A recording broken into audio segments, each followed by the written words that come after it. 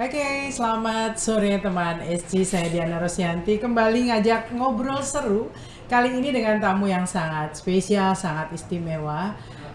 Beliau lagi pulang kampung sebenarnya. Setahun belum pulang kampung. Setahun katanya belum pulang kampung sejak dinobatkan ya, dilantik menjadi juru bicara Presiden Republik Indonesia. Ada Bang Fajrul. Langsung dilanda COVID. Langsung dilanda COVID. Assalamualaikum warahmatullahi wabarakatuh. Okay. Apa kabar orang Banjar? Orang Banjar ya. Dan walaupun ini orang Banjar, ya ini orang Banjar, walaupun ini yang denger pastinya nggak hanya orang Banjar ya. Salam orang Banjar, salam orang Kalimantan, salam orang Indonesia. Jadi ini Bully Kampung dalam rangka karena weekend ya. Betul, weekend kan 5 hari. Sebenarnya kan juga tidak boleh liburan beramai-ramai kan begitu. Tapi saya minta izin kepada Pak Presiden bahwa saya sudah hampir 1 tahun tidak pulang karena pas pas COVID-19 saya lebaran tidak bisa pulang. Betul, karena kan nggak bisa pulang dari Jakarta ke sini. Terus kemarin pas ada kesempatan saya minta waktu, minta izin untuk bisa pulang kampung paling tidak 3 hari ya, bisa bertemu dengan orang tua. Jadi kalau sekarang sih kemana-mana nggak bisa seenaknya ya, iya, jadwal nggak bisa ngatur sendiri ya. Nggak bisa, saya kan 1 kali 24 jam harus mendampingi presiden, atau tepatnya kalaupun saya tidak di tempat atau tidak mendampingi beliau secara langsung, HP saya itu harus 1 kali 24 jam terbuka, karena kadang-kadang presiden menelpon. Saya juga kadang-kadang presiden nelpon. Ini jalurnya tuh sangat VVIP gitu ya. Betul, tiba-tiba nanti ajudan nelpon, Mas Fajrul, Pak Presiden mau ngomong. Ada apa Pak? Gini. Oke. Sampai gitu. Jadi ada yang kadang-kadang kan langsung ketemu, ada juga yang saya mengikuti beliau dalam rapat kabinet, rapat terbatas, rapat paripurna, atau mendampingi beliau kalau keluar kota atau keluar negeri, atau kalau misalnya ada sesuatu yang sangat penting, biasanya beliau nelpon. Oke, minta sesuatu yang akan disampaikan begitu. Oke. Ya. Nah, ini sekalian kita pengen tahu juga, mungkin yang menyaksikan ini pengen tahu sebetulnya tugas juru bicara. Tugas juru bicara. Tadi kan kadang-kadang menelpon, kadang Bang Fajrul sendiri mengikuti kegiatan dari presiden. Sebetulnya bagaimana sih menerjemahkan, apakah itu tertulis apa yang ingin disampaikan oleh presiden, atau diterjemahkan sendiri sama Bang Fajrul untuk disampaikan? Pertanyaan menarik. Kan? Sebenarnya kan sebagai juru bicara presiden itu berarti saya adalah mata, telinga, dan mulutnya presiden, kan begitu. Jadi ketika saya diangkat pertama, beliau memanggil saya, beliau bilang, Mas Fajrul 1 kali 24 jam ya mendampingi saya, kan begitu kan. Jadi tidak ada, jadi kapanpun, karena beliau juga kan menjadi presiden 1 kali 24 jam. Saya juga harus mendampingi. Nggak pernah bisa lepas jaket aja bisa, ya. Tidur pun presiden kan. Jadi Anda pun tidur pun juru bicara. Juru bicara presiden 1 kali 24 jam. Jadi kadang-kadang ada yang langsung dari beliau, atau Pak Presiden menyampaikannya melalui Pak Pratikno, Mensesnek, atau menyampaikannya melalui Pak Pramono Anung, Seskap, itu sampaikan ke saya. Jadi pada intinya adalah, jadi 1 kali 24 jam harus siaga mendapatkan perintah dari Presiden. Saya kan sebenarnya harus menyampaikan kepada publik 267 juta rakyat Indonesia arahan beliau, kebijakan beliau, terus kemudian perintah beliau, atau regulasi yang seringkali juga beliau tanda tangan kan, seperti undang-undang juga beliau kan harus tanda tangan. Kemudian juga apalagi ada Inpres, Perpres gitu ya, ada Kepres, kan saya harus menyampaikan kepada publik. Nah, tentu menyampaikan kepada publik ini ada, karena saya kebetulan juga belajar ilmu komunikasi nih di S3-nya, kan yang paling sederhana itu kan saya harus tahu siapa narasumbernya, siapa message yang harus disampaikan, kemudian melalui media apa, dan kemudian pendengarnya siapa, kan seperti itu. Dengan pendengar yang sangat segmented, apa yang disampaikan presiden harus saya terjemahkan nih. Jadi misalnya karena pendengarnya adalah kelompok Z gitu ya, Z ini kan usia dari 10 sampai 24 tahun, generasi 2 anak saya, bahasanya itu harus berbeda dengan generasi milenial yang besar, belum lagi generasi X seperti saya, belum lagi yang di atas baby boomer ya, belum lagi yang demografisnya berbeda kan, pendidikan kan 50% kan masih pendidikan sekitar SMP ya, itu juga disampaikan dengan cara berbeda. Jadi apa yang dinyatakan presiden secara langsung dalam bentuk pidato Misalnya kemudian di rapat kabinet, rapat paripurna, rapat terbatas, kemudian ketika saya mendampingi beliau begitu di dalam meninjau sesuatu baik di Indonesia atau di luar negeri, saya harus menerjemahkannya. Jadi tantangan terbesarnya itu sebenarnya menurut saya adalah menerjemahkan apa yang menjadi arahan beliau kepada segmen-segmen di dalam masyarakat. Ini tadi menarik, menerjemahkan. Bagaimana Bang Fajrul menyatukan atau menyamakan frekuensi dengan presiden? Pasti kan kadang-kadang nggak ada waktu lagi untuk cross check. Betul. Nah itu bahwa apa yang disampaikan itu memang sesuai. Karena kan gini, Bang Fajrul berhadapan tadi dengan audiens yang berbagai segmen, ya begitu itu keluar dan salah, itu jadi masalah. Betul, sementara betul. Anda itu representatifnya presiden. Itu betul, gimana supaya nggak terjadi seperti itu? Nah, seringkali apabila saya ingin menyampaikan yang untuk kelompok tertentu gitu, untuk segmen tertentu, tapi dalam bahasa yang berbeda, saya biasanya konsultasi dengan Pak Pratikno, Mensesnek, atau saya konsultasi dengan Pak Pramono Anung, Seskap.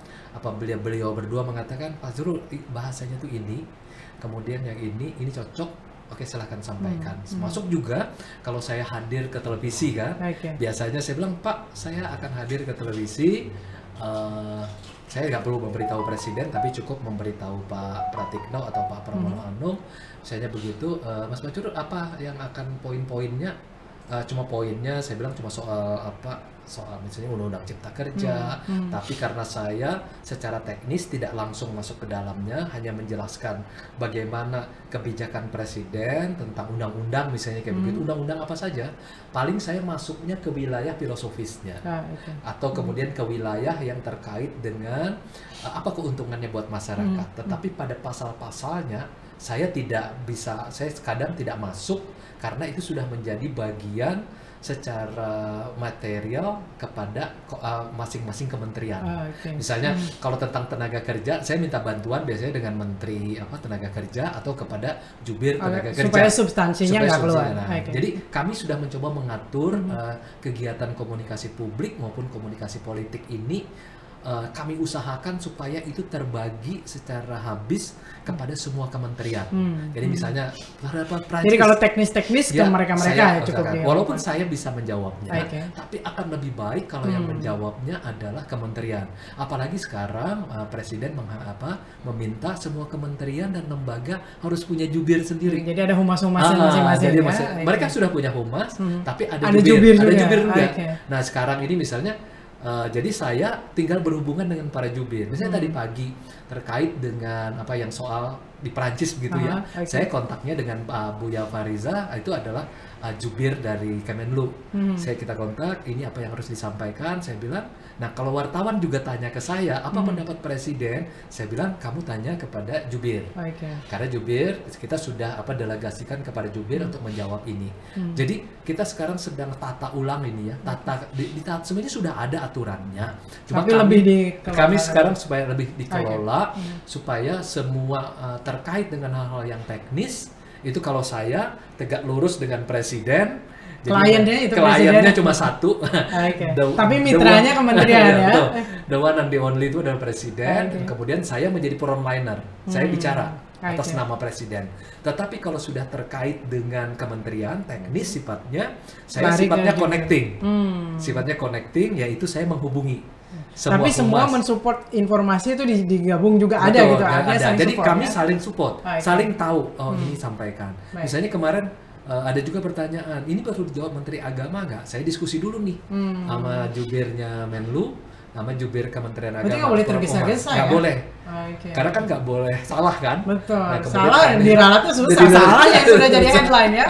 Terus saya mengatakan kami enggak, karena presiden nanti ada pidato, hari ini kan ada pidato, tapi untuk keperluan pertama jubir saja dulu, jubir Kemenlu, terus kemudian ada jubir dari Kementerian Agama yang menyampaikan dengan perspektif mereka, saya menunggu. Nah hari ini presiden sudah menyampaikan pidato, tugas saya mengamplifikasinya. Jadi sebenarnya ya begitu. Jadi kemudian yang ketiga ada supporting. Supporting itu artinya adalah semua program-program kementerian yang terkait dengan kebijakan pemerintah saya harus lemparkan kepada publik. Misalnya terkait dengan kartu prakerja, saya harus lontarkan kepada publik. Kemudian terkait sembako. Dan itu disupport informasinya dari kementerian terkait. Betul, misalnya tentang UMKM untuk 12 juta UMKM dapat gratis uang kan, itu kan, yang bansos presiden itu 2,6 juta. Kemudian ada juga yang pekerja pendapatannya di bawah 15 juta, 15,7 juta orang dapat juga misalnya ya, dapat 2, dalam jumlah tertentu, saya mensupport. Jadi ada 3 tugasnya secara kategori gitu ya. Pertama frontliner, bicara langsung atas nama presiden atau menjabarkan apa yang menjadi karena kan saya menjabarkan itu artinya karena saya harus bicara dengan beragam kelompok, segmen.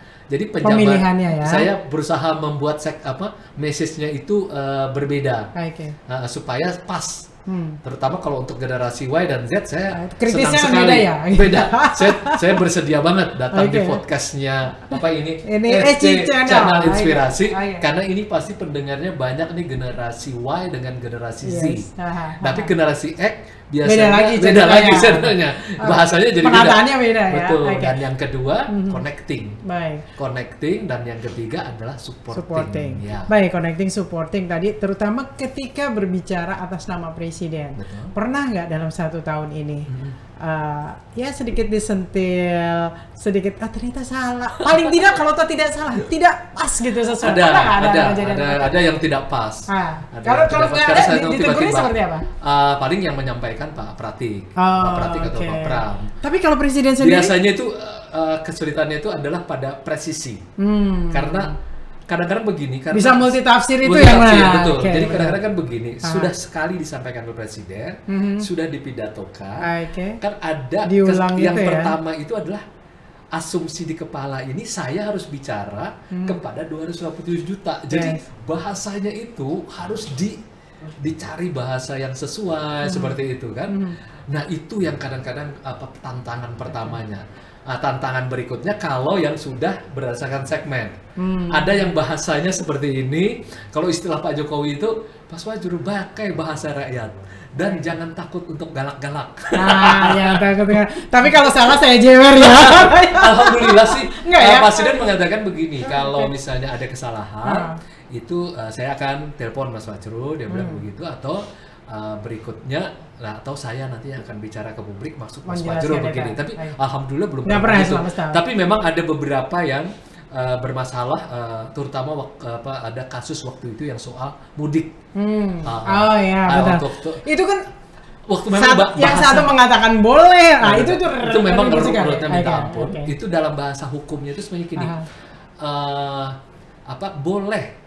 boleh tapi tidak dianjurkan. Bahasa agama itu ada juga kan ya. Tetapi orang kata boleh dulu kan. Itu. Betul, tapi orang mengatakan boleh dulu. Padahal sebenarnya boleh mudik kan kayak begitu ya. Tetapi kalau mereka mudik akan isolasi mandiri selama 14 hari. Artinya ribet gitu. Tapi kalau mereka tidak mudik, maka mereka mendapatkan bansos. Nah, alhamdulillah biasanya media ngutipnya depannya itu dulu yang namanya clickbait itu boleh.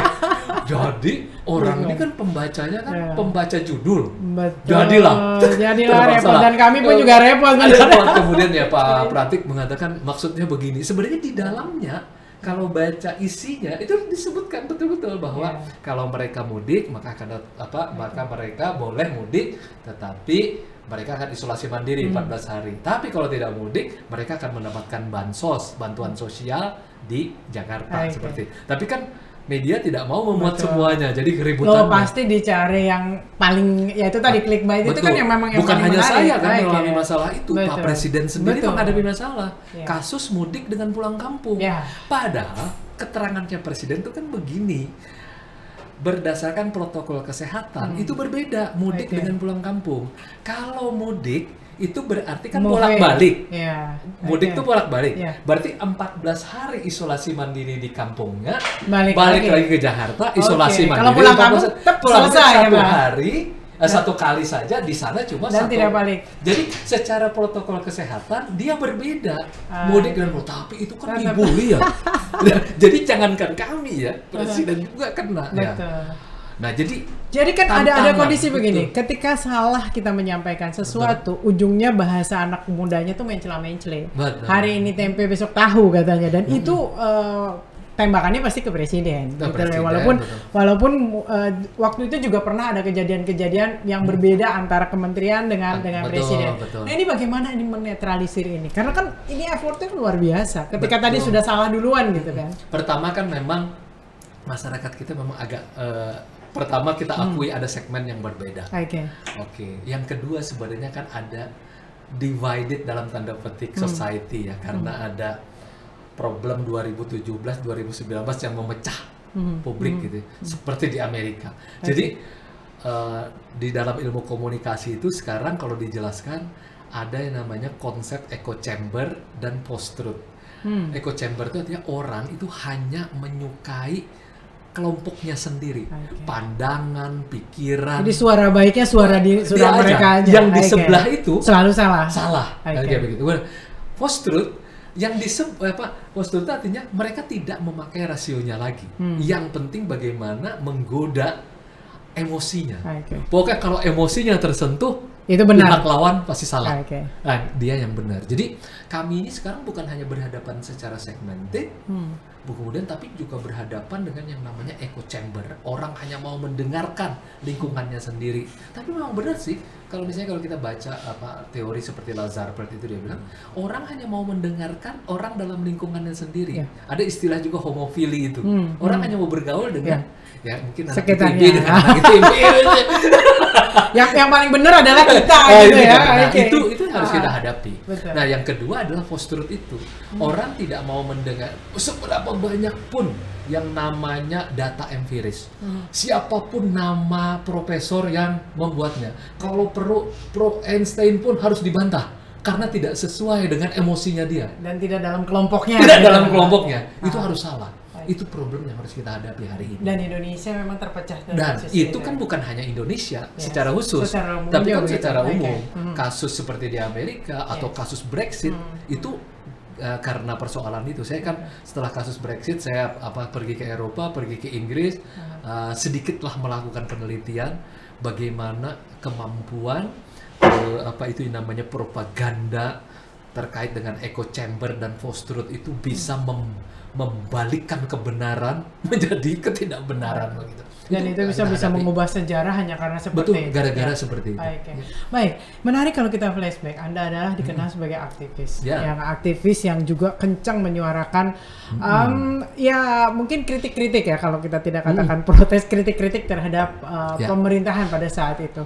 Sekarang Anda berada di link pemerintahan itu, bahkan berada pada ring satu dengan presiden ya kan, bersebelahan.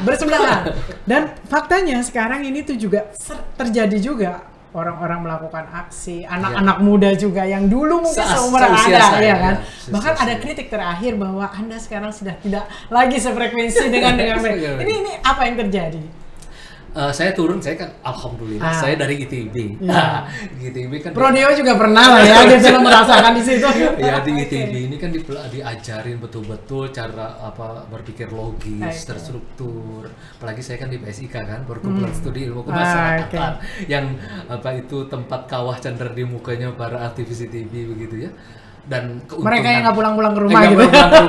Kita diajarkan berpikir terstruktur, berpikir logis. Dulu kan yang ngajarin saya itu Profesor Zen gitu, MT Zen, Iskandar dari Sabana. Jadi ada untungnya sehingga kami bisa membawa gagasan ilmu pengetahuan itu, sains lah ya, ke dalam dunia sosial. Dulu kan kami ditantang sama Profesor MT Zen dan Profesor Iskandar, sama Profesor Iskandar ya dengan Pak MT Zen. Itu selalu menantang kepada kami. Nih, kalian kan anak-anak sains, anak-anak teknik, bisa nggak menerapkan ini logika dalam sains dan teknologi ke dalam ruang sosial? Itu ditantang terus dan akhirnya memang kami berkesimpulan. Pertama, berarti ruang sosial di luar dari ruang sains dan teknologi itu mesti dikejar secara logis juga.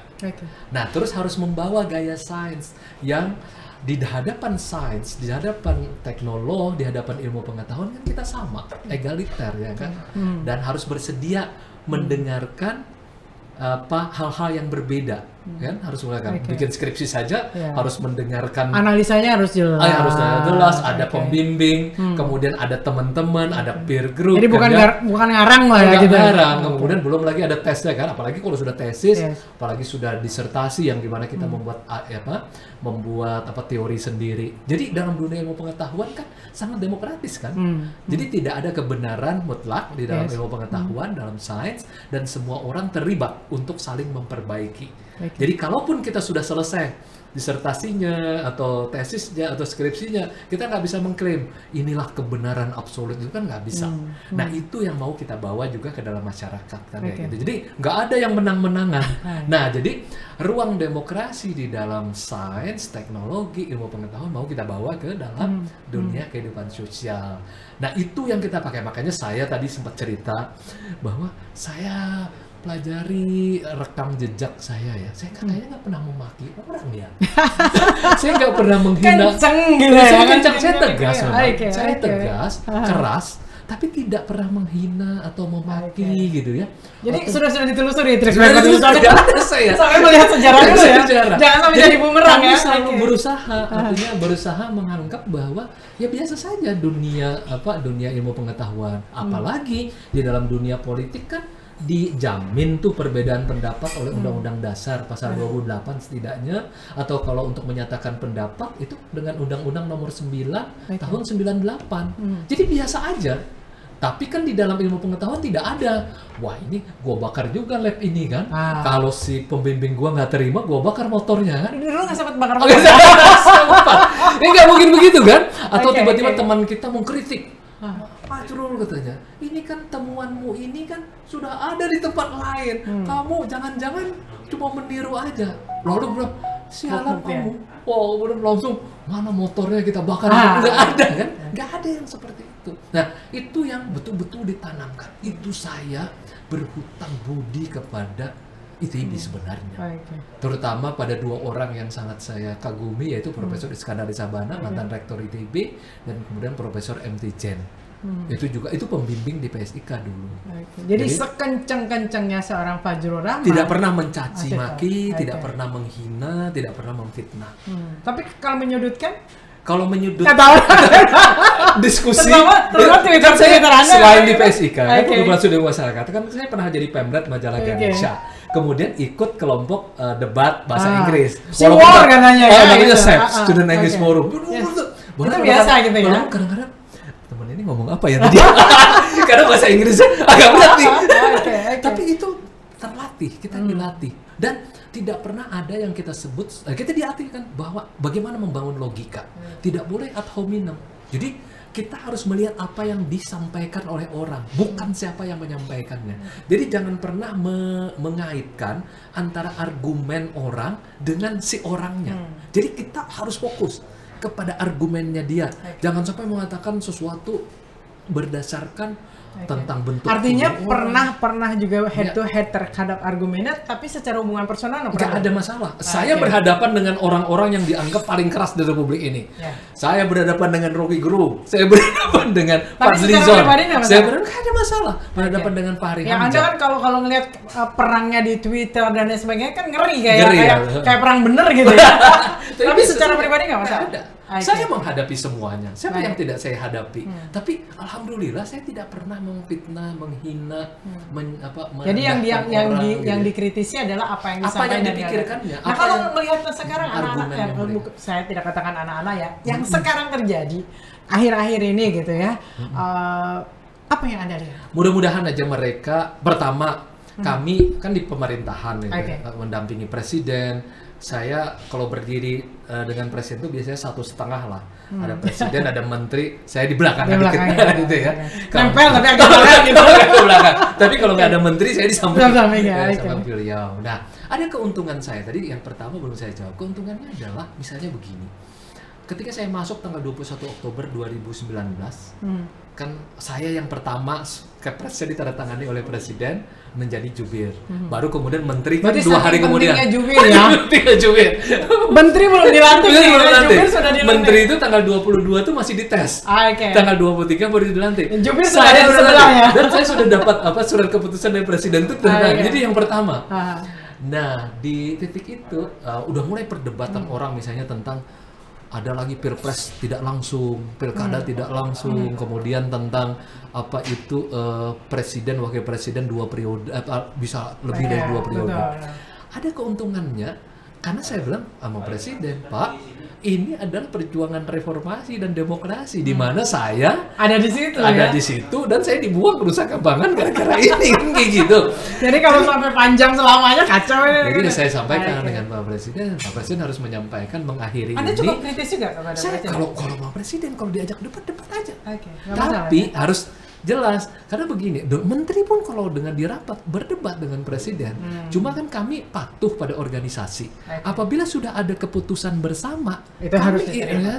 Walaupun itu mungkin tadinya ada ada orang yang kan nggak mau begitu kan, waduh nggak mau, pokoknya saya berbeda, it's okay. Bahkan di Mahkamah Konstitusi aja boleh dissenting opinion, setelah dibacakan selesai. Nah, jadi ada yang namanya kepatuhan terhadap kode etik di dalam berorganisasi. Nah, kepada teman-teman muda itu saya juga bilang, saya membela tuh yang namanya pilpres langsung, pilkada langsung, presiden hanya boleh 2 periode, karena itu masterpiece-nya Gerakan Reformasi 98. Saya sebagai orang yang sangat kritis, saya sampaikan ke presiden, apalagi orang menganggap Pak Curug itu kan champion demokrasi, champion hak asasi gitu ya. Jadi saya nggak bisa mengelak lagi. Kok champion? Jadi melemah gara-gara ada di lingkaran sana, nggak mungkin ya. Masa champion demokrasi, champion human right kok jadi begitu, kan nggak bisa. Jadi saya malah jadi lebih enak. Bayangkan kalau saya berada di luar, jauh banget, terpaksa menulis lewat Twitter kan. Belum tentu juga dibaca presiden kan. Belum. Kecuali bikin ulas sedikit yang bikin ramai. Baru bikin ramai baru. Diviralkan dulu. Nah, kalau ini kan saya bisa langsung. Saya bisa langsung dengan menteri, misalnya misalnya tentang ada kemarin yang menyampaikan ada orang yang sebenarnya memanfaatkan kejadian demo kemarin lalu membakar. Oh, mana saya bilang rekamannya? Ya dikasih sama Najwa Shihab kan? Dari narasi saya sampaikan kepada Menko Polhukam Pak Mahfud MD, saya sampaikan kepada Kapolri, Pak ini ada mohon ditindaklanjuti. Siap Mas Fajrul, kita tindaklanjuti. Mudah banget. Artinya saya berusaha betul menjaga yang namanya demokrasi dan human right itu tetap ada. Dan yang terpenting adalah kami pemerintah menjaga sesuai pasal 28.145 Undang-Undang Nomor 998 hak orang untuk menyatakan pendapat secara lisan. Itu tugas pemerintah dan itu anehnya demokrasi kan. Demokrasi sudah dibuat keputusan gitu kan ya. Sudah dibuat keputusan selesai. Tetap juga orang diundang. Silakan Anda mengkritik ini, mau turun ke jalan silakan, tapi ada aturannya dari jam segini sampai jam segini, nggak boleh di tempat ini, nggak boleh melakukan penghancuran. Jadi dan kemudian kalau misalnya tidak puas juga, misalnya di jalanan, masuk lagi ke Mahkamah Konstitusi dengan judicial review. Dulu tidak ada. Dulu zaman saya benar-benar di jalan. Proses undang-undang di jalan, datang ke DPR berhadapan dengan pagar DPR, pulang pecah kepala. Sekarang ada. Kemudian kalau kenapa akhirnya Anda menyatakan bahwa sebaiknya menggunakan jalur resmi seperti itu ya? Boleh aja dia kan dilindungi undang-undang dasar. Tapi kan sempat dikatakan bahwa ini kok Bang Fajrul malah menyerang. Dia misleading tuh. Saya kan mengatakan bahwa Anda lupa katanya pernah jadi aktivis yang makan demo itu gimana? Dia tiba-tiba membuat itu misleading. Seolah saya kan mengatakan kalau halnya terkait undang-undang dulu tidak bisa di DPR. Nah, kita pulang babak belur kan ya. Sekarang bahkan di DPR juga bisa, namanya legislative review. Pilihannya ada tuh, bisa legislative review atau ke MK, bisa yang namanya judicial review. Saya aja beberapa kali bahkan cukup sering mengadakan judicial review. Siapa bilang mengatakan bahwa undang-undang tidak bisa dicabut oleh Mahkamah Konstitusi? Lama katanya. Undang-undang bisa, memang namanya juga bertengkar. Proses. Lah, bikin skripsi dulu ya? 1 tahun, ya kan? Bisa tesis bisa sampai 2 tahun. Bikin disertasi bisa 3 tahun. Nggak, lalu kemudian bertengkar lagi kan, belum membuat jurnal segala macam sampai mencapai titik inilah yang terbaik. Ini kan nggak bisa, belum lagi selesai skripsinya udah bilang saya harus lulus. Waduh, kacau juga ini.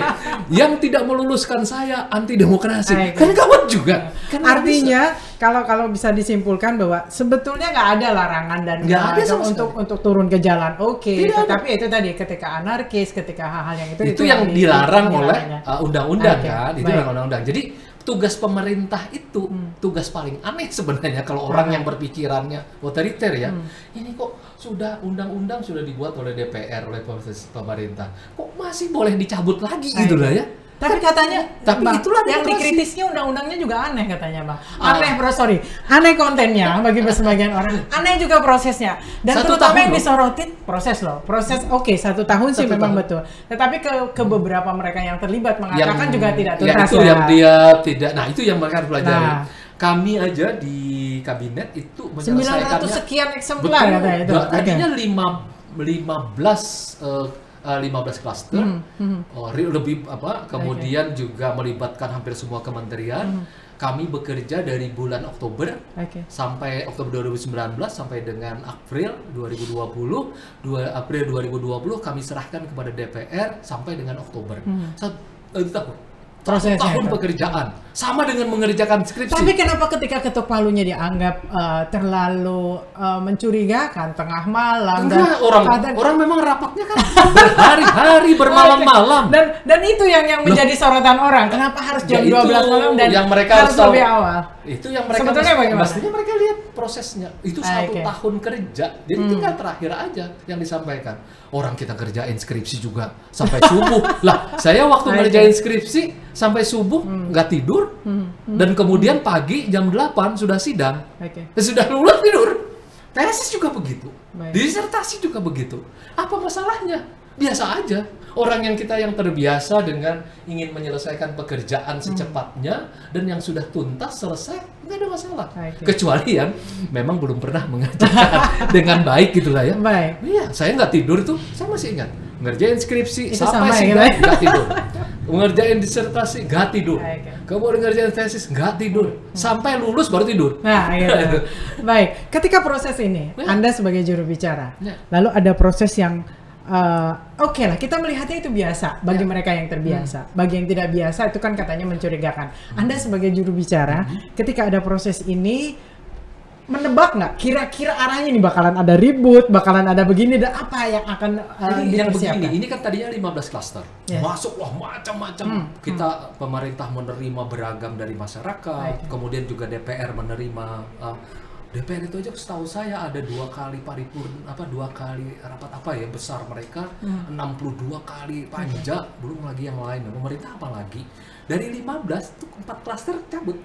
Itu karena dari masyarakat. Masukan dari berjalan, masyarakat berjalan, akhirnya sisa 11. Dari yang 11 klaster ini aneh. Ada yang kalau Anda tanya ya, kamu setuju yang mana? Katanya saya setuju urusan yang ini, klaster yang ini, tapi nggak setuju dengan klaster yang lain. Jadi tidak semua sama. Jadi menolak semua klasternya enggak tuh. Kan ada klaster kan macam-macam, ada klaster ketenagakerjaan. Jadi yang dikritisi itu berbeda semua ya? Beda, ada yang UMKM-nya. Nah, terutama buat anak-anak muda, kalau Anda tanya ya, itu kan undang-undang untuk masa depan ya. Undang-undang untuk mentransformasi ekonomi kita, untuk mencapai Indonesia maju. Itu kan undang-undang untuk kelompok yang misalnya yang pengangguran sekarang hampir 10 juta. Kemudian yang kena PHK gara-gara COVID itu hampir 3,5 juta. Kemudian hampir tiap tahun anak-anak muda yang baru, terutama milenial, generasi Y dan Z, ini membutuhkan pekerjaan sekitar 3 juta. Mereka tuh santai tuh. Kenapa? Karena mereka kemudian UMKM itu yang paling mendukung. Kenapa? Karena sekarang diuntungkan. UMKM itu ada 64 juta unit usaha. Ada 116 juta orang yang bekerja di sana. 116 juta. Dan kemudian 60% dari kegiatan ekonominya UMKM itu 60% PDB Indonesia. Nah, 99% kegiatan unit usaha di Indonesia itu miliknya UMKM, cuma 1% usaha besar. Dan cuma 3% orang yang bekerja di usaha besar. UMKM dia santai banget. Kenapa? Untuk misalnya soal halal ya gratis. Kemudian sekarang kalau ini kalau dulu capek membuat izin segala macam, sekarang cukup melalui satu ini aja online selesai. Mereka yang diuntungkan. Nah, yang ini tidak, tapi kemudian ada yang goda. Ini klaster ini harus kita ini. Jadi satu orang itu belum tentu. Aku misalnya tanya kepada Diana, klaster mana yang Anda setujui dan klaster mana yang tidak Anda setujui. Saya nggak terlalu yakin bahwa ada orang sama semua sama gitu semuanya enggak. Baik, tapi kan efeknya ini kita masih bicara demo. Efeknya itu hampir masif ya, hampir di semua. Beda-beda masalahnya, ya kan? Tapi semua melakukan demo. Ada macam-macam. Ya, itu nggak ada gimana? masalah. Nggak ada masalah. Orang sejak itu awal menjadi masukan ya. Itu menjadi masukan. Namanya kan demokrasi itu artinya kan continuous perbaikan yang terus menerus gitulah ya. Nggak ada seperti juga ilmu pengetahuan kan, perbaikan terus menerus. Makanya saya bilang demokrasi itu aneh kan. Sudah dibuat undang-undangnya oleh pemerintah dan DPR, masih dibuka untuk dibawa legislative review, masih boleh. Kalau misalnya tiba-tiba DPR mengatakan kita review lagi, atau dibawa ke MK, bukan hanya nanti undang-undangnya itu dikurangi, bahkan dicabut pun boleh. Gila nggak demokrasi itu? Tetapi orang yang percaya demokrasi itu sama seperti orang yang meyakini ilmu pengetahuan. Dia akan terjadi perkembangan, pertumbuhan terus-menerus. Dengan jalan apa? Dengan kritik. Tapi kritiknya pakai apa? Ya kritiknya tentu dengan bahan-bahan logika dan ilmu yang baik. Nggak mungkin mengkritik disertasi saya, tiba-tiba datang, disertasi kamu kayaknya jelek. Tapi itu nggak pernah baca? Nggak pernah baca. Terus tiba-tiba bilang, kamu seenaknya katanya nuduh saya nggak bisa baca. Emang kamu pernah baca disertasi saya? Kayak gitu. Enggak, pokoknya jelek aja. Ini mesti tidak percaya terhadap bisa. Jadi artinya berperanglah dengan benar ya, dengan masing-masing argumen. Oke. Nah, itu. Baik, Presiden sendiri melihat kegaduhan ini gitu kan, apa tanggapannya? Beliau itu kan mewakafkan hidupnya untuk demokrasi. Tegak lurus terhadap konstitusi dan peraturan undang-undangan demokratis. Orang Presiden Jokowi itu 2 kali jadi wakil kota hasil dari reformasi. Kalau kita dulu tidak reformasi, kemudian tidak melakukan perombakan amandemen Undang-Undang 45, yaitu pilkada langsung, nggak akan ada orang yang bernama Jokowi, nggak ada silsilah bangsawannya, nggak kaya, orang tinggalnya di pinggir kali, rumahnya kebanjiran, kontrak lagi. UMKM bapaknya cuma jualan bambu. Dengan jualan ini kan saya senang. Saya juga punya harapan jadi presiden. Jadi mimpi lama masih bisa muncul lagi. bisa muncul lagi. Lah, ini bapaknya jualan bambu, jualan furnitur murahan. Tinggal di pinggir kali, kebanjiran, kontrakan. Bukan anak bangsawan, bukan anak orang kaya, bukan politikus handal. Nah, 2 kali jadi wali kota Solo, jadi gubernur Jakarta, 2 kali jadi presiden. Ya tentu orang seperti saya yang bukan orang biasa. Mari kita lihat perjalanan seorang Fajrul Rahman. Saya bilang lah, ini orang bisa jadi presiden. Jadi di alam dari orang sekarang bisa ya. He is nobody. Nobody, dari orang yang bukan siapa-siapa. Jadi ketika melihat seperti ini bisa itu dimungkinkan karenanya demokrasi. Makanya beliau itu memaklumi tegak lurus, bukan memaklumi. Karena Undang-Undang Dasar pasal 28 menjamin bahwa orang lisan dan tulisan boleh mengkritisi, berkumpul, mengkritisi itu boleh. Tapi yang dijadikan pagar oleh beliau apa? Ada, ya itu Undang-Undang Dasar. Terus satu lagi Undang-Undang Nomor 9 tahun 98. Di sana kan disebut. Misalnya ada gini, Anda boleh demonstrasi asal memberitahu. Memberitahu kan ya boleh. Terus kemudian yang kedua, ada kecualinya. Misalnya di situ tidak boleh berdemonstrasi di tempat ibadah, tidak boleh masuk ke lingkungan istana, tidak boleh masuk ke rumah sakit. Coba aja Anda berdemonstrasi di rumah sakit, ditangkap. Anda tidak bisa teriak, wah ini tidak demokratis. Ente yang tidak baca Undang-Undang Nomor 9, pagarnya ada. Jadi diundang loh. Jadi ada yang bilang takut. Jangan pernah takut demonstrasi. Jangan pernah takut mengkritik. Nah, ini harus digarisbawahi seorang Fajrul Rahman itu bukan melarang demonstrasi dan tugas pemerintah itu adalah menjamin hak untuk berdemonstrasi, tapi menyatakan memahami pendapat. aturannya juga. Betul. Ya. Jadi baca tuh. Nah, kalau misalnya nggak mau baca Undang-Undang Cipta Kerja karena asal demo ratusan aja halaman. ya gitu. Nah, sekarang paling gampang baca Undang-Undang Nomor 9 Tahun 98 yaitu tentang hak untuk menyatakan pendapat di depan umum. Nanda tangannya itu adalah Pak Habibie. Tahun 98 Pak Habibie yang nanda tangannya. Baca aja. Cuma 4 halaman. Tinggal dibaca aja. Yang jam berapa boleh demo, jam berapa harus bubar. Kemudian tempat yang mana boleh demo, yang mana tidak boleh. Artinya keributan itu biasanya kalau sudah melanggar Betul. itu ya. Kalau sudah, biasanya kan gitu. Coba kita kalau di jalanan atau kita masuk lewat tol. malam sudah Atau biasanya gitu. Lengah kecelakaan. Biasanya kalau orang melanggar peraturan, itu biasanya ada kecelakaan. Sebut sajalah kalau Anda lewat di jalan misalnya sangat kencang. Hati-hati itu, kemungkinan akan jadi kecelakaan. Tidak pakai sabuk pengaman, atau mengambil kalau di tol tuh badan jalan, atau mengantuk. Biasanya awal dari kecelakaan ada pelanggaran hal yang memang itu sudah dipikirkan. Makanya di dalam pikiran kita tuh harus ditanamkan. Kan kita itu kan harus menghormati lembaga demokrasi. Lembaga-lembaga itu masuk kepresidenan, DPR, MPR, DPD. DPD kan lahir dari reformasi. KY lahir dari reformasi, MK lahir dari reformasi. Hormati, kita jalankan. Kemudian yang kedua, peraturan demokratis, kita baca. Kemudian yang ketiga, kita harus memaksa diri kita menjadi manusia demokratis dengan habitus demokratis. Kita kan kayak orang di jalan juga. Anda bilang, saya nggak peduli dengan aturan. Oke, monggo. Sekarang kalau ada di jalan besar, ada kemudian lampu merah, hijau, dan kuning, monggo diterobos. Artinya kalau mengatakan itu siap juga dengan konsekuensi. Jadi dia bilang, saya tidak peduli dengan lembaga. Berarti siap dengan yang penjaga keamanan itu yang menjagakan aturan itu. Jadi kalau gini aja, gampang. Anda langgar aja deh lampu lalu lintas. Siaplah konsekuensinya ya. Ketika lampu merah nyala, silakan Anda jalan. Kalau Anda tabrak, Anda nyalahin siapa? Gila, ini aturannya tidak demokratis. Saya kan ingin melanggar lampu merah. Kan nggak bisa. Ya, oke. Baik, ini menjadi menarik, clear ya bahwa tidak ada seorang dalam tanda kutip mantan aktivis itu tidak menghormati sebuah proses demokrasi. Tidak. Ya kan? Saya seperti goreng seperti itu ya. Saya datang ke dalam lingkungan istana mendampingi Presiden Jokowi untuk mempertahankan dan memperjuangkan apa yang sudah pernah diperjuangkan. Demokrasi, hak asasi manusia itu penting. Karena Presiden Jokowi sendiri lahir dari ruang itu dan beliau ingin dikenal sebagai orang yang memang mempertahankan. Baik. Kita ke lembar berikutnya nih, Bang. Baik. Lembar berikutnya adalah soal penanganan COVID. Karena COVID ini belum pergi-pergi nih dari Indonesia, walaupun ekonomi sudah mulai membaik. Ini belum pergi-pergi. Ada sebagian orang yang menganggap bahwa dalam tanda kutip pemerintah tidak serius. Ada yang lain juga berpendapat bahwa pemerintah terlambat.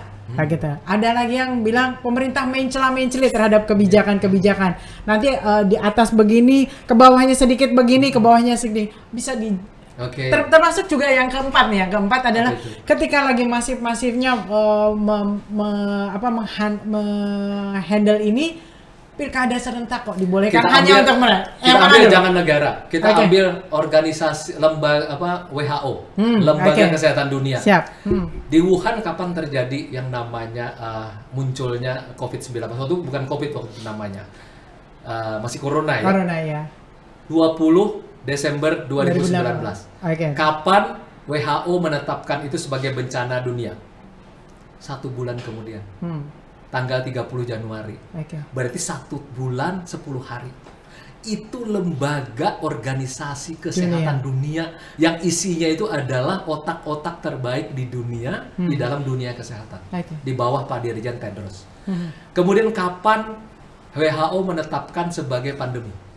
Tanggal 31 Maret. Jadi panjang banget kan? Ada proses. Ada proses. Bahkan WHO sendiri belum bisa menetapkan itu. Perlu 78 hari dari pecahnya di Wuhan 20 Desember 2019 sampai kemudian Maret, tanggal 10 Maret itu ditetapkan sebagai pandemi. WHO perlu 78 hari. Yang kedua, di awal WHO bilang yang boleh memakai masker siapa? Mereka yang sakit. Yang tidak sakit nggak perlu. Berubah lagi keputusannya. Semua harus WHO. Yang ketiga baru paling akhir. WHO bilang harus lockdown. berapa minggu yang lalu dia bilang apa? Jangan lockdown karena itu akan menyengsarakan masyarakat yang paling kecil. Ini efek dominonya ini. Artinya apa? Okay. Artinya proses ini yang di dalam komunikasi krisis itu kan dikenal. Pertama, bahwa ini terjadi secara tiba-tiba. Tidak ada seorang pun yang mengetahui program ini. Yang kedua, dia menjadi ancaman bagi semua institusi. Dan yang ketiga, responnya harus cepat. Tapi repotnya, respon cepat, pengetahuan minim. Karena ini hal baru ya. Itulah yang terjadi dengan WHO. Nah, demo berani nggak ada yang demo kepada WHO mengatakan, gila lu WHO kita udah bayar. Kecuali Amerika, dia cabut duitnya kan? Dia cabut duitnya dari WHO. Nggak ada tuh yang demo WHO yang mengatakan, mestinya kan kamu sejak tanggal 20 Desember menerapkannya. Bukan, bahkan bertahap, ditetapkan dulu baru bencana, belum menjadi pandemi. Pandemi itu setelah 78 hari dari sejak kejadian. Setelah begitu, setelah segala macam baru muncul. Nah, ya gitu. Nah, pemerintah sejak sejak kejadian di Wuhan, itu kami itu belum ada satgas, belum ada yang namanya gugus tugas. Saya mendampingi Presiden Jokowi itu sudah rapat ketika kejadian di Wuhan itu. Kita sudah kenapa? Jadi betul-betul dengan data awal saja. Karena kita dapat data awal bahwa banyak ada sekitar ratusan. Waktu itu kita belum tahu persis berapa ratus yang ada di Hubei dan di Wuhan kita nggak tahu. Baru kemudian setelah Wuhan 23 Januari ditetapkan sebagai di lockdown, baru kita tahu. Saya dapat kiriman surat dari Persatuan Pelajar Indonesia Tiongkok dari kota Wuhan. Surat isinya kami 93 orang sekarang terkepung di Wuhan. Dan kemudian kalau dijumlahkan dengan semua di kota Hubei, itu ada 245 orang Indonesia di sana. Presiden rapat langsung. Ini bagaimana? Kita jemput atau tidak? Dunia pun belum tahu. Semua diam waktu itu, kan nggak ngerti ini mau ngapain dengan. Dan tidak berpikir sedahsyat ini. Tidak berpikir sedahsyat ini. Lalu kemudian akhirnya pemerintah, apa yang dilakukan pertama? Menyediakan logistik melalui satu pintu yang melakukan adalah Kemenlu dan KBRI. Saya kerjanya cuap-cuap di istana bahwa pemerintah sudah melakukan hubungan dengan 93 yang terkepung di lockdown di Wuhan. Dengan yang 250 sudah ada koordinasi dengan KBRI. Saya lakukan. Belum ada satgas, belum ada Pak Yuri, apalagi ibu siapa yang cantik ini, Ibu Reisa, belum ada. Itu jubir terakhir itu. Tidak tahu di mana itu Ibu Reisa, belum ada. Saya sudah menyampaikan berkali-kali itu di depan wartawan di istana. Pak Jokowi bilang, Mas Mazrul, sampaikan aja seadanya apa yang kita sampaikan. Dan itu betul-betul data yang berkembang. Betul-betul data yang berkembang. Akhirnya kita ambil keputusan, Pak Jokowi bilang, udah kita jemput aja. Nah, itu selain dikasih logistik, kita kasih dana waktu itu hampir 250 juta untuk dibagi kepada 10 tim yang kemudian akan membagi, karena kan lockdown kan waktu itu di Wuhan. Jadi nggak boleh sama sekali. Jadi kita sediakan logistik, kita sediakan uang untuk mereka. Lalu Presiden mengambil keputusan, oke baik, kita jemput mereka. Nah, persiapan. KBRI, kementerian, saya dengan teman-teman ini kepada kementerian mau menjemput itu kan 238 orang, karena ada 5 orang yang 3 orang tertinggal karena panas badannya nggak mencukupi waktu itu di bandara Wuhan. Terus kemudian ada 5 orang yang nggak mau pulang, maunya tetap di sana. Akhirnya kita pulangkan 238, itu yang kita bawa kemudian ke Natuna. Kamu bisa ingat nggak Natuna? Semua orang mengamuk. Karena dianggap jadi potensi penyebaran. Bayangkan. 236 itu ditambah dengan kru pesawat, ditambah dengan orang dari KBRI dan dari Kemenlu, seakan-akan bawa virus 245 orang dibawa ke sana. Seolah-olah kita membawa penyakit ke Pulau Natuna. Saya tuh tiap hari dengan Pak Mahfud, dengan Pak Tito, tiba-tiba ada perda yang mengatakan nggak usah sekolah. Pak Tito, tolong itu dicabut. Tolong dicabut itu perdanya. Karena kan ini nggak ada masalah, karena kan kita meletakkannya itu di rumah sakit militer. Alhamdulillah. Dan jauh dari penduduk. Dari 30 provinsi Indonesia. Alhamdulillah. 14 hari di sana, kita pulangkan ke seluruh Indonesia. Tidak ada satupun yang terkena corona. Dan mereka tidak jadi pembawa. Tidak jadi pembawa. Kita pulangkan, kita kasih duit. Justru yang pembawanya kalau nggak salah Kalimantan Selatan ada juga. Ada juga. Itu berapa ya? 1 apa 2 kayak gitu ya. Mau pulang. Berarti penyebarnya justru yang tidak terdeteksi. Itu belum masuk Indonesia. Yang kedua, kami berurusan dengan harus menjemput yang di kota Yokohama. Itu udah ada 6 orang yang kena. Oke, itu kena tuh positif. Itu kena udah. Nah, ada 6 orang yang kena, terus kemudian dia tetap di sana, selebihnya kita bawa. Itu masukin waktu itu ke Pulau Sebaru. Terus kemudian ada yang di Selat Durian, Riau, itu 200-an 188 orang kalau nggak salah juga di dalam kapal pesiar, kita bawa juga ke itu. Jadi dan itu tahap pertama tuh diputus oleh apa coba? Pak Budi Karya terkena. Ya, itu yang pertama. Sekali. Itu yang pertama beliau terkena itu. Dan dalam posisi lagi jadi bekerja mulai ya. Pak Budi Karya, Pak Muhajir, sampai Pak Menteri Kesehatan, Terawan itu kan tinggal di Pulau Natuna. Kalau misalnya lagi rapat kita di Jakarta, beliau pulang. Dia pernah agak takut juga ya. Tapi dia bisikin saya, Mas, sering-sering saja rapat Mas di Jakarta, sukses saja pulang. Jadi kayak begitu. Nah, baru kemudian yang terjadi yang di tahap kedua itu yang kasus Depok itu yang 2 orang, yang kemudian akhirnya sembuh. Nah itu baru yang sampai terjadi. Jadi dinamis ini benar-benar dinamis. Sampai itu dari selama proses itu mempelajari betul ya. Benar, mempelajari betul. Termasuk kemudian pemerintah menciptakan yang namanya Satgas dan gugus tugas. Nah sekarang kan sampai pada, dan pemerintah kan mengeluarkan uang untuk menangani ini kan hampir 635 triliun kan. Dan pengalihan dari pembangunan banyak sini ya. Termasuk ibu kota negara kita terpaksa mengalami penundaan, pelambatan atau penundaan. Progresnya tetap berjalan, tapi ada beberapa yang kemudian tidak dikerjakan dulu, tapi yang lebih banyak dikerjakan misalnya adalah undang-undangnya, misalnya seperti itu. Jadi kita yang bersifat fisik disesuaikan, artinya disesuaikan dengan kondisi ini. Tapi tetap dan ini Kalimantan mesti tetap bersemangat bahwa ibu kota akan berpindah di Kalimantan Timur. Dan sampai yang sekarang kan lalu kemudian Presiden mengambil keputusan bahwa game changer-nya itu di masa Covid ini tetap memang 3M, memakai masker, menjaga jarak, menjauhi kerumunan, tetapi yang terpenting game changer-nya adalah vaksin. Nah, ada 3 strategi pemerintah. Ini rencana kapan sih benar-benar fixnya kan berubah-berubah terus juga itu? Nah, ini ada 3 strateginya kan. Yang pertama adalah membeli yang sudah jadi. Nah, ini kan yang makanya Pak Erick jangan sampai kasus rapid lagi ya, Bang ya, membeli itu ya. Pak Erick Thohir ketua komite dengan Ibu Menlu, kemudian Pak Luhut Panjaitan ini kan bekerja keras nih. Kemudian datang ke Inggris, ke Jerman, ke Tiongkok, berusaha mencari yang terbaik yang pertama. Karena kan ada 215 negara di dunia berebut. Sementara ininya kan supply-nya terbatas. Supply-nya terbatas, jadi demand-nya tinggi banget. Dan harga bisa tinggi jadinya. 7,7 miliar manusia di dunia yang memerlukannya. Dan mengharapkan jadi orang yang pertama bisa mendapatkan itu. Kemudian yang strategi yang kedua adalah bekerja sama dengan pihak lain. Itu yang dikerjakan oleh Bio Farma. Yang salah satunya adalah itu sudah sekarang sudah yang ketiga kan. Yang sekarang kan sudah uji klinis yang ketiga, dan salah satunya kan Pak Gubernur Jawa Barat. Saya lihat kemarin ada di televisi beliau menyampaikan beliau aman sehat, aman, dan seperti itu. Dan itu harapan ya. Bagus sekali juga sudah disampaikan oleh ketua uji klinisnya itu Profesor Kusnadi dari Fakultas Kedokteran Universitas Pajajaran, yang selama di Bio Farma ini kan kenapa bisa kita nyatakan aman?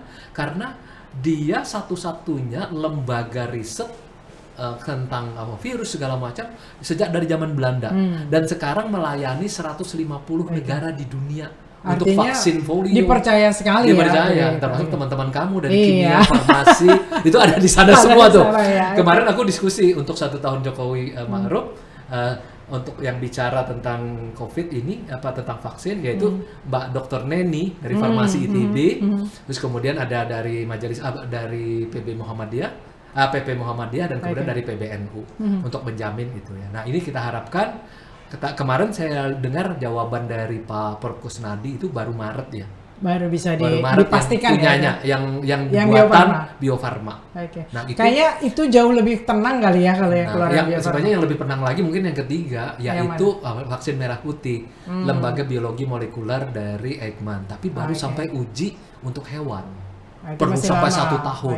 Paling Jadi, tidak Bio Farma memberikan harapan betul, lah ya. itu kalau buat Bio Farma kan berarti kita tidak perlu berarti hak cipta nggak bayar segala macam, dan kita bisa kelola sendiri. Kalau yang bekerja sama dengan pihak asing itu tetap ada, tapi ada transfer teknologi, tetap ada transfer itu masih dikejar. Nah kalau membeli kan ini hanya membeli saja. Nah ini yang 3 strategi. Ini nanti repot lagi, pokoknya menjadi masalah lagi. Betul, nih, 3 ini yang dikerjakan oleh pemerintah, tetapi Presiden tetap mengatakan baru hari minggu lalu bahwa tidak boleh tergesa-gesa, harus semuanya berdasarkan sains. Tidak boleh. Setiap keputusan, apapun kebijakan-kebijakan pemerintah, apalagi yang menyangkut tentang hajat hidup orang banyak, yaitu melindungi setiap warga Indonesia kan 267 juta. Ini harus dengan cara yang sangat hati-hati, tentu aman dan tentu harus halal, karena kan mayoritas adalah beragama Islam. Nah, ini yang mati-matian dipegang terus oleh pemerintah. Jadi pesan Presiden kemarin yang saya hadiri, hati-hati, harus berbasis sains, berbasis data, semuanya.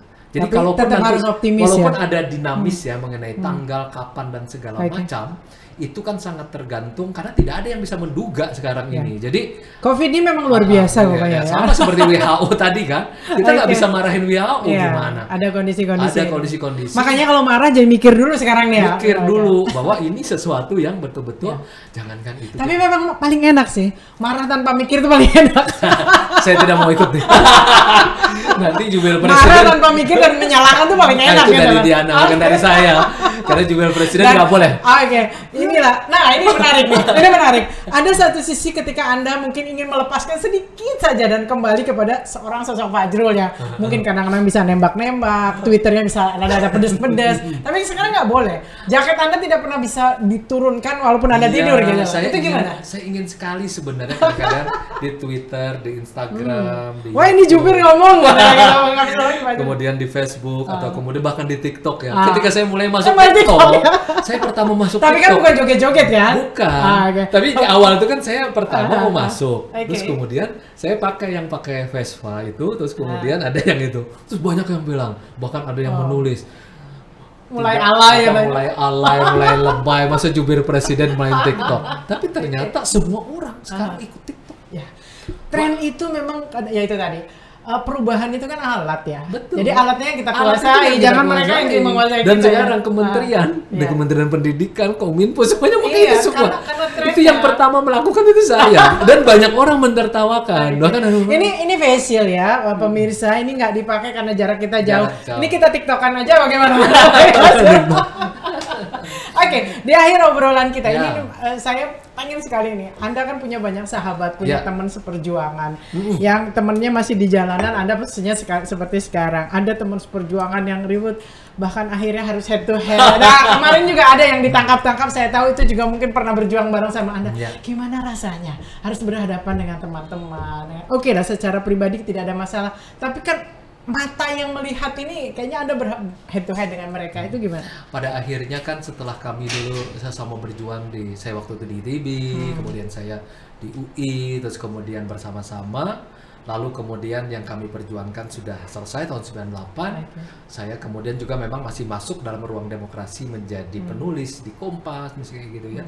Kemudian menulis buku, tetap di kampus. Ada macam-macam perbedaan. Terus kemudian ya udah, ini udah pilihan. Semuanya kan sudah sadar dengan konsekuensi masing-masing. Tetapi kan saya selalu bilang, sepanjang teman-teman saya itu menjaga kritiknya dengan batas undang-undang dasar, batas undang-undang, saya akan melindungi mereka sampai mati. Bahkan saya mengatakan, saya akan melindungi hak Anda untuk berdemo, menyampaikan pendapat secara lisan dan tulisan, karena itu tertulis di dalam konstitusi dan tertulis di undang-undang. Jadi saya akan membela Anda sampai mati sepanjang tidak ada pelanggaran di sini.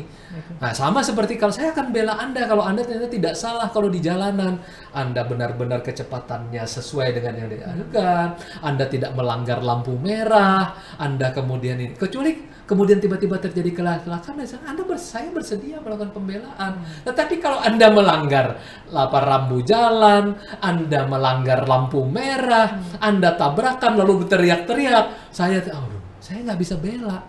Karena kan negeri ini harus tetap ada lembaga demokratis yang harus dijaga. Harus ada peraturan demokratis yang harus dijaga. Dan kita harus memaksa diri kita menjadi manusia demokratis, habitus demokratis. Sama juga di kampus, kita menjadi manusia scientific kan ya, manusia sains yang percaya ilmu pengetahuan kan nggak boleh kalau tiba-tiba kita kan sama nih anak kimia, terus kemudian tiba-tiba kemudian saya melakukan plagiat hanya gara-gara kita anak kimia, anak IPB, lalu bilang saya bela Fajrul walaupun dia plagiat, nggak bisa. Okay. Atau kemudian saya membuat tulisan di jurnal, saya tiba-tiba tidak mencantumkan misalnya kutipan-kutipan yang sebenarnya orang tahu ini sebenarnya si ini ini punya si ini, tulisan ini dari buku ini, dari disertasi ini, tiba-tiba saya kasih tahu. Karena ini punya si ini kan, harus mengutip, marah. Kok bisa? Saya tidak percaya dengan kamu. Nggak bisa. Ada aturannya kan. Jadi nggak bisa Diana nggak bisa membela saya kalau saya plagiat. Bukan, ya itu tadi. Hanya gara-gara saya satu kelompok dan satu teman. Iya, nggak hanya gara-gara pernah sama-sama di kimia, sama-sama di ITB, sama-sama di Ikatan Alumni, menutup mata terhadap pelanggaran dari kamu. Nggak boleh saya. Nah, itu namanya menjadi manusia demokratis dan manusia ilmiah kan? Hidup itu dinamis ya. Dinamis, tetapi ada aturan yang harus kita jaga. Jadi kalau di jalan jangan langgar kartu merah, jangan langgar lampu merah. Kalau link yang akan dijaga terhadap sahabat, terhadap semua yang link yang akan dijaga atau ikatan yang akan dijaga sampai kapan, apa poin? Saya bersahabat dengan paling dekat kan, pasti dengan teman sekampung nih di Banjar. Orang Banjar lah ya. Banjar. Saya menghabiskan waktu saya berarti 21 tahun lah ya. Betul 21. Enggak 18 tahun. Iya kan Anda lalu melanglang buana. Jadi saya tinggal di Kalimantan Selatan kan 18 tahun. Tapi itu paling lebih lama waktu saya hidup, dan itu yang membentuk karakter saya. Makanya saya bilang, saya sebenarnya saya susuri ya, kenapa saya tidak suka memaki orang, tidak mencaci maki, menghina. Karena saya ada kultur di Banjar. Kultur Banjar itu kan menghormati orang, menghormati orang itu kan sangat bagus ya. Apalagi kalau sudah yang usia ya segala macam, makomnya beda, itu hormatnya luar biasa. Dan itu terbawa. Jadi dan itu terbawa dan itu diperkuat ketika di kampus. Bahkan ketika posisi paling kritis pun itu tetap dijaga. Bahkan ada orang yang menghina, memfitnah saya, mencemarkan nama baik saya. Saya ingin sebenarnya membalas ya, tapi ada mesin yang bekerja di dalam diri saya yang mungkin dibangun oleh kultur Banjar ya, yang berusaha menghormati orang lain. Jadi saya terima kasih juga dengan budaya Banjar yang warisan nenek moyang yang selalu berusaha menghormati orang lain, menghargai pendapat orang lain, sikap demokratis yang dibangun oleh orang-orang pesisir Banjar ini. Di orang Banjar ini kan biasa becakut kan? Becakut. Biasa. Tapi ada kan, biasa becakut, biasa ini kan kayak begitu, biasa mahayam segala macam gitu, biasa aja. Dan kemudian orang Banjar itu kadang-kadang kalau sudah sampai pada titik tertentu agak keras, jadi palu. Jadi tiba-tiba diubah menjadi humor. Tiba-tiba kan diubah di sini menjadi humor.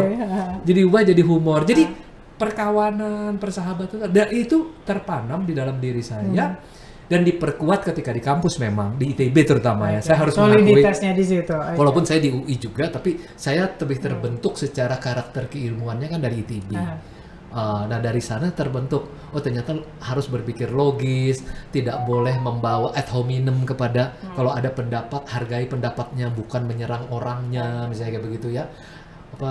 Dengarkan orang, karena kita punya dua telinga, dua mata dan cuma satu mulut, misalnya kayak jadi begitu lebih baik ini yang dipakai. Dan kemudian mendengarkan banyak pihak, oleh karena tidak pernah ada dalam ilmu pengetahuan itu kebenaran absolut. Selalu kebenaran itu di mana-mana, dan kita harus berdiskusi dengan mereka supaya mendapatkan yang terbaik. Oleh karena ilmu itu terus berkembang, continuous, dan demokrasi juga berkembang. Jadi di dalam diri saya terbentuk. Saya pernah menulis untuk Kompas, namanya Scientifico Critical Democracy, demokrasi yang scientific dan kritis. Basisnya adalah sains dan jadi, teknologi. Sains itu jangan hanya dilihat letter luck bahwa Jangan. sesuatu yang ada di awang-awang, tapi justru tapi itu harus metodologinya itu dibumikan. yang penting. Dia kan metodologinya kan sains Yes. itu pasti misalnya ada problem, ada tentative solution gitu, itu kemudian ada problem, ada tentative solution, kemudian ada problem lagi. Setiap apa yang kita dapatkan jadi problem lagi karena orang lain nanti pasti masalahkan. Setiap proses itu analitikalnya tuh terus melihat ya. Jadi dia open. Dia open apa? Jadi dia open question terus. Jadi terlatih sekali di otaknya analytical terus ya. Nggak ada jalan lain, nggak ada jalan lain. Supaya kita nggak sembarangan ya. Orang sehebat Newton itu bisa ditaklukkan oleh Einstein. Betul. Dan kita tinggal sekarang satu-satunya cara menghantam Einstein apa?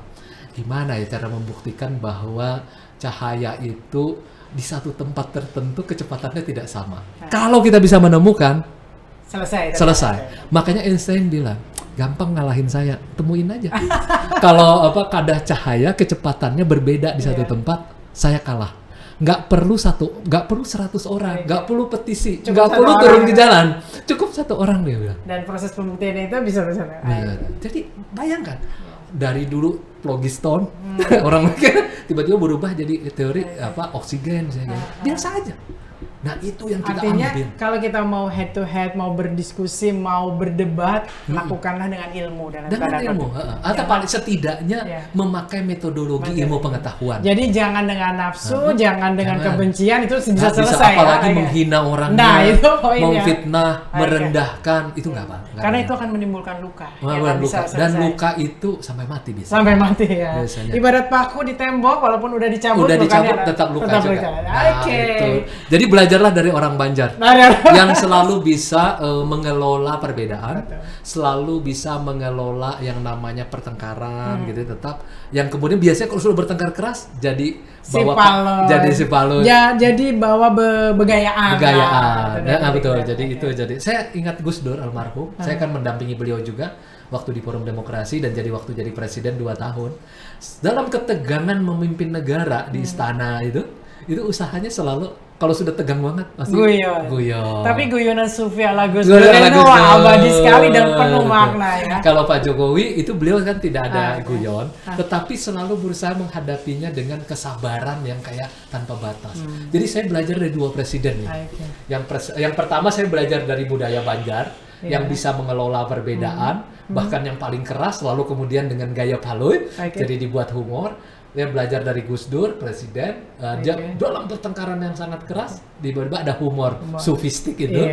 Humor penuh makna itu. Yang ketiga saya belajar dari Presiden Joko Widodo dengan kesabarannya, itu. Baik. Alhamdulillah. Mudah-mudahan saya bisa berbagi. Hari ini yang menyaksikan, alhamdulillah juga belajar banyak. Artinya kalau tadi Bang Fajrul belajar dari 3 orang, kita belajar dari 4, 5, 6 dari apa disampaikan oleh Bang Fajrul. Mudah-mudahan kita juga akhirnya juga menyadari kadang-kadang mengapa harus dilakukan represif, mengapa itu tadi ya semuanya. Kalau kita di jalur yang track, insya Allah sih sebenarnya nggak masalah. Kalau Anda melakukan pelanggaran di jalanan, insya Allah Anda kecelakaan.